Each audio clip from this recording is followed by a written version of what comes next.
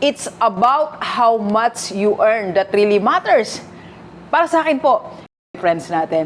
Meron daw pong isang barko na na-stack up sa dagat ba? Basta na-stack up siya. So marami na nagpunta na hindi nagawa. Merong isang tao na nagpunta doon. Meron lang siyang ginalaw na malit na tornilyo. Okay? At umandar na yung barko. At ito ang concern. Nagbayad sila ng, hindi ko na recall basta malaking amount. So marami. Pero nung nagsimula yung pandemic, sabi ko, Lord, kung during this pandemic kunin mo ako, i-ready mo ako. In a way, nag-ready ako na isip ko. Kasi di ba may point na ang dami namatay? Paano mo pa plano ang poem ng 5 years? Di ba? Iplano mo ngayon, kapatid. Ulitin ko, iplano mo ngayon. Paano mo susolve ang problem mo at anong gagawin mo sa opportunity mo, okay? Positive Day, Gilibers. Alright, Positive Day, Gilibers. Alright, Positive Day, Gilibers. Positive Day, Gilibers. This is Dr. Gigi Disunga.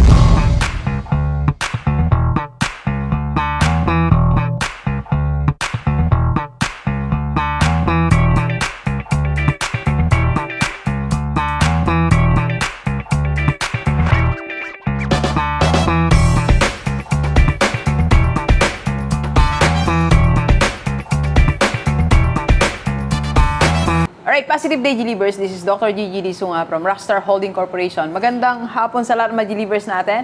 And doon sa first time po tayong panood sa YouTube channel, thank you very much. Please subscribe. Click mo na po yan, Doc Gigi Disunga. And sa lahat ng gustong magpa-coach kay Doc, face-to-face, pwede na tayo. And if you need a speaker for your seminar, face-to-face din. PM ka lang sa personal FB ko, nandiyan lang po sa paligid. And don't forget to like also our FB page ng Reveal Beauty and Cosmetics. So, PM ka lang sa mga gustong maging reseller, okay? And one last announcement na lang sa lahat mga gustong mag-join sa ating team, IMG Rockstar, for your investment opportunity and free financial education. Mag-message ka na, okay? Alright, so, gawin natin ngayon. Season 2 na tayo, sir, no? Season 2 ng ating series. Meron tayong mga binubuong series natin, mga discussion natin na tuloy-tuloy. Like, yung nakaraan natin is about ipon and investment para sa mga wala pa, di pa nag-start. So, naka-episode 6 tayo. Maraming salamat sa lahat ng mga nanood. Right? So, thank you so much po. And ngayon, sisimulan natin ang Season 2. Season 2 na tayo ng ating episode na pinamagatang Dagdag Kita sa Bahay Lang. Yan. So, paano ba magkaroon ng dagdag kita ng nasa bahay ka lang? Okay? This is for beginners. So, kung nagsisimula ka pa lang, you want to start, para sa'yo ang episode na to. Okay? Or yung series na to. Una-una, so eto, the first episode 1 natin is breaking these 3 rules. Alam niyo sa buhay, marami tayong rules na dapat i-break. Maraming tinuro sa atin that we need to break para makalaya tayo. Kailangan pinapalaya natin ang sarili natin. Kailangan lumaya ka, kapatid, mula dyan sa mga ikinulong tayo sa mga laws, okay? Mga rules na hindi na siya appropriate ngayon, okay? So, itong pong didiscuss kong tatlo na to, pansariling pananaw ko lang to, personal opinion, okay? Walang personalan sa mga naniniwala dito, right? So, unang-una, ito ang rule na dapat mong i-break, okay? Nakikita ko to, kumakalat sa FB and nakikita rin natin ng mga kausap natin na babanggit sa atin, okay? This is the rule. It's not about how much you make, it's about how much you save and invest, okay? Pag biglang tingin, tama, di ba? Hindi naman kung magkano yung income mo di ba? What matters is kung magkano naiipon mo at saka nai-invest mo. Pero pag tiningnan po natin, saan ba nakadepende ang iniipon mo at ini-invest mo? Saan nakadepende? Di ba? Doon sa kinita mo? Alright? So, ibig sabihin po, pag maliit ang kinikita mo, maliit din ang investment mo. Pag maliit ang kinikita mo, maliit din ang savings mo. Pag malaki ang income mo, malaki din ang savings mo. Pag malaki ang income mo, malaki din ang savings mo. So, ibig sabihin po, eto para sa akin, this should be the rule, okay? It's about how much you earn that really matters. Para sa akin po, kasi meron po tayong tinatawag sa chemistry and physics. You know, I used to be a chemistry teacher. Meron tayong tinatawag na directly proportional na rules, na mga batas po yan sa chem. Mga ganon. So, wag na natin yung discussion. Ibig sabihin, meron po tayong tinatawag na ganon, directly proportional. Ibig sabihin po, pag tumataas ang isang factor or isang bagay, sumusunod yung isa pa. Okay? Pag bumaba naman, bumababa din siya, yung kasunod niya, o yung anything that is dependent sa kanya. Ang tawag po doon, directly proportional. Alright? So, para sa akin, it's about how much you make. Because how much money you make, yan po ang nagdedetermine, okay, ng savings mo at investment mo. In other words, savings and investment are directly proportional sa ating income. Alright? So, kung gaano kalaki ang income mo, ganon din kalaki ang investment and savings mo. Hindi ko alam kung paniniwalaan mo yan. Pero for me, that's my rule. Kasi na-experience ko po yan. Nung maliit ang income ko, nagkaroon ako ng investment na savings na maliliit na hindi ko pa natuloy-tuloy eh. Hanggang dito, itong amount lang na to. Kasi how can I save big money? How can I invest big money kung maliit lang din ang income ko? Okay? Nakuha po natin. Alright? So, ang ibig po sabihin po, ang rule number 1 mo dapat, okay? Ang rule number 1 mo dapat is, it's about how much money you make. Okay? That will determine your savings and your income. Of course, papasok na dyan yung budgeting, papasok na yung system natin. Ano na yun, madali na yung budget ang malaking pera, di ba? Pag madami kang pera, madali na yan, madali ka na mag-budget, madali ka na mag-invest, madali ka na mag-saves, okay? Mag-save pala. Alright? So, kaya ko po sinabi ang rule na to para sa dagdag kita, para ang una mong pag-isipan as a beginner, paano ba lalaki ang income ko monthly? Huwag ka agad magsimula dun sa savings and investment. Hindi po. Dun ka muna magsimula how to increase my income. Yan po ang number 1 tinuturo ng team natin sa IMG. Kaya nga po, if you want to join para malaman mo yung mga financial foundation, napakalaga po niyan. Mag-message ka lang, mag-join ka sa team ko, okay? So, kailangan muna, yun muna dapat mong pag-isipan. Paano ba mag-i-increase ang income ko? Okay? By breaking this rule. Sa mga may rules po niyan, ay ano lang po yan. Opinion ko lang naman. If you really want to believe dyan sa rule na it's not how much you make, okay lang din naman, okay? So, pero sa akin, it's about how much money you make. Okay? So, second rule na dapat nating i-break from my personal point of view, abang minom tayo ng ano, sir, no? Coke. Ang yaman po ni JB, yung editor ko, nilibre niya po ako. Lagot ka sa misis mo, nabawasan yung budget. Nabawasan yung baon niya. Thank you sa'yo, kapatid. Okay, so, pangalawang batas, ito. Lagi natin naririnig din to, itong payo na to na no to easy money. No to easy money. Ang ibig sabihin kasi ng easy money, ito hindi mo pinagpaguran, di ba? Ito yung nagawa mo lang siya ng ilang minuto lang.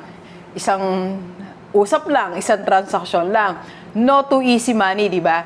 Pero alam mo ba, for me, okay, para mas madagdagan ang income mo, you should say yes to easy money. Yes, it's a yes.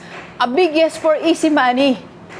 Meron po isang illustration. Kwento ko sa inyo Nakita ko lang to sa post ng mga sa FB friends natin. Meron daw pong isang barko na na-stack up sa dagat ba? Basta na-stack up siya. So marami na nagpunta na hindi nagawa. Merong isang tao na nagpunta doon. Meron lang siyang ginalaw na malit na tornilyo.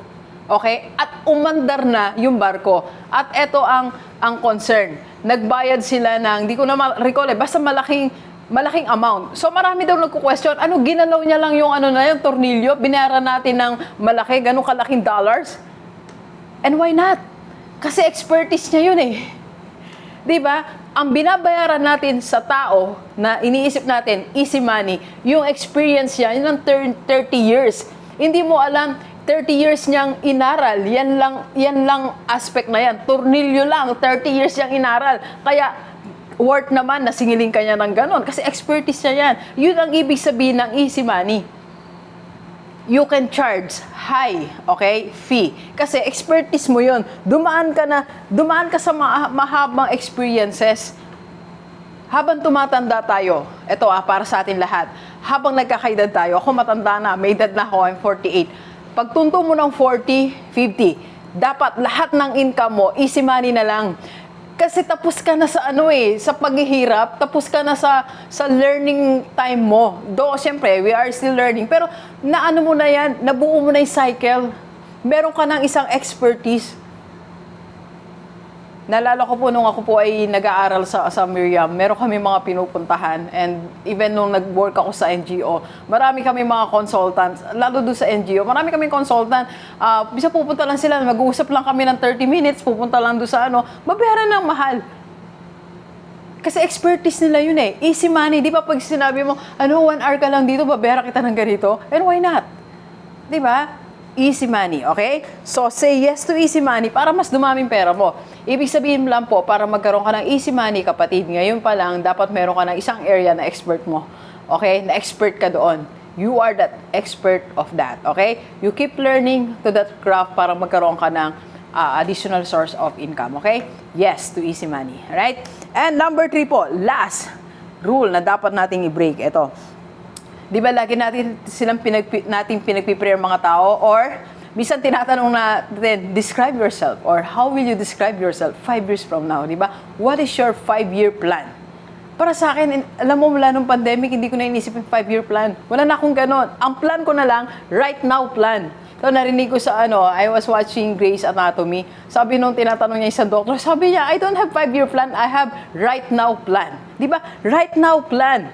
Ibig sabihin, ito ang plano ko para sa solution ko, sa problema ko ngayon. Kasi pag na-solve ko tong problem ko ngayon, uunlad ako bukas. That is your right now plan, kapatid. Dapat meron kang right now plan. Anong gagawin mo? 2 bagay po. Anong gagawin mo sa problema mo ngayon? Paano mo harapin? Okay? At pangalawa, anong gagawin mo sa opportunity mo na nandyan na ngayon sa harapan mo? That is your right now plan. Saka na yung 5 years. Bakit naabot tayo ng 5 years? Ano ang mga variables, mga factors in 5 years? Hindi natin alam, di ba? Ngayon nga may Omicron. Omicron ba, sir, yung variant? Hindi nga natin masabi. Mula nung March 15 po, last year to 2020, nagbago na talaga yung concept ko. Hindi na ako naniniwala sa mahabang term. Kasi itinalaga ko na yung sarili ko. Ito, hindi ako negative pero nung nagsimula yung pandemic, sabi ko, Lord, kung during this pandemic kunin mo ako, i-ready mo ako. In a way, nag-ready ako na isip ko. Kasi di ba may point na ang dami namatay?